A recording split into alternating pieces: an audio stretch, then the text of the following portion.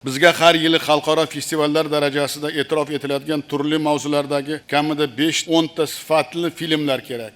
Aslida tomoshabin kinodan voz kechgani yo'q. Uni didi, dunyoqarashi, talab va ehtiyoji o'zgardi. Bugun xalqimiz sizlardan hayotiy kinofilmlar, seriallar va ommabop hujjatli asarlarni kutyapti.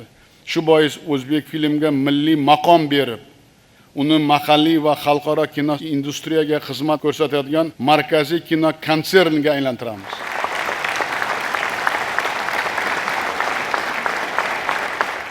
Milliy filmlarimizning xalqaro bozorlarga olib chiqish maqsadida global kino platformalari bilan hamkorlikni kuchaytiramiz. Shu yilning 1-sentyabrdan davlat buyurtmasi asosida kino yaratishda targ'ibot va reklama xarajati uchun film byudjetining 30% gacha mablag' ajratiladi. Xarid shartnomalarini ekspertizadan o'tkazish talabi bekor qilinadi. Shuningdek, xorijiy kompaniyalarning O'zbekiston hududida kino mahsuloti yaratish bilan bog'liq faoliyati soliqdan ozod etiladi. Davlat buyurtmasi asosida yaratilgan filmlar namoyishdan tushgan mablag'ni 50% prodyuser va ijodiy guruhga qo'shimcha rag'bat sifatida beriladi.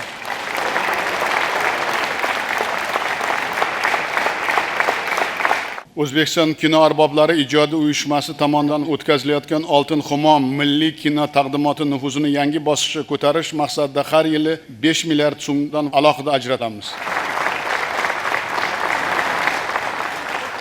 Respublika kinematografiya komissiyasi milliy va badiiy kengashlar haligacha eskicha boshqaruv va samarasiz nazorat tizimidan voz kecha olmayapti.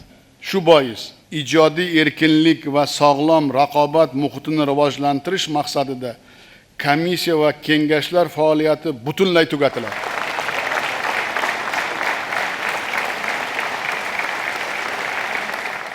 Endi kinoning har bir janri va mavzusidan kelib chiqib, o'sha soha mutaxassislaridan iborat haq to'laydigan ekspert guruhlarini tashkil qilamiz.